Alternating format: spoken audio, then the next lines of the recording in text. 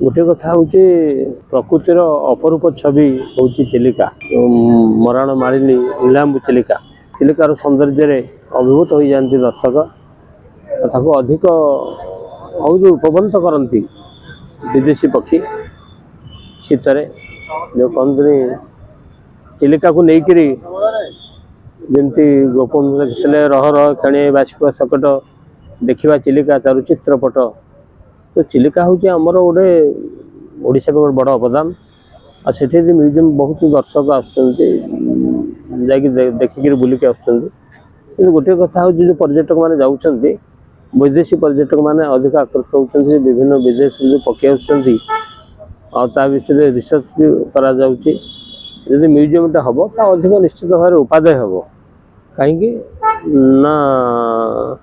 लोक आउटे आग्रह हे सब पक्षी मान संपर्क में जानवे कौ विदेशीगत पक्षी ये आसुँच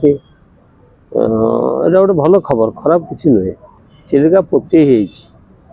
मझे किसी खनन प्रयास चलता है कौन गोटे कौन प्रोजेक्ट तैयारी चलती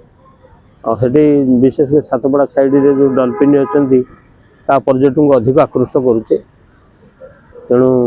जो कहते नील उर्मिमाला उठाई बहे पवन खर छिटिकी पड़े ना को पानी थर को थर तेणुकर सी हूँ चिलिकार अपरूप छवि जदि पानी ना छिटिकनी और पंख कादुरे परिपूर्ण हो गला नलबणे जो पक्षी रोते नलबण सुरक्षा भी तार पक्षी शिकार भी होची सब दृष्टि पक्षी जो कमुंट पक्षी के से मैंने यही समय आसती पूरा साइबेरिया फाइबेरिया विभिन्न रूस फूस विभिन्न आड़ पक्षी आसती से पक्षी आहरी सौंदर्यमय कर दिखती चिलिका को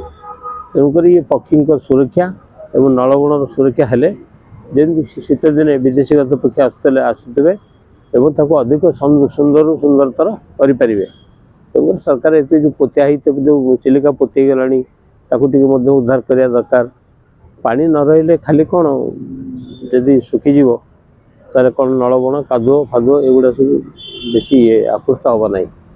तेणुक तार जो पोती पुनरुद्धार दरकार मुहाण भी खोला हवा दरकार चाहे पानी रही सीना सब कथा रक्षी आसवे आमर डॉल्फिन देखिए एवं काली जाई जीवे जो कहते गदावरी रखिले भल कर ना बुहारे नाउरी झील को माड़ुचे डर गड़े गड़े लोक चाह बसी झील झील शाशुघर भल कर ना बाहुची नाउरी तलारी करिया मामू भणजार कोणरू बहेल हो सुलु सुलु बा तेणुकर से जो परिवेश थर देखले शीत जी गीत से प्रकृति भितर हजिगला भाया सौंदर्यमय चिलिका को आउर आकृष्ट करा लक्ष लक्ष पर्यटक जातु तार लाभ उठात ओडिशा रे जोड़े जिनस सबुठू ओडिशा को समृद्ध करें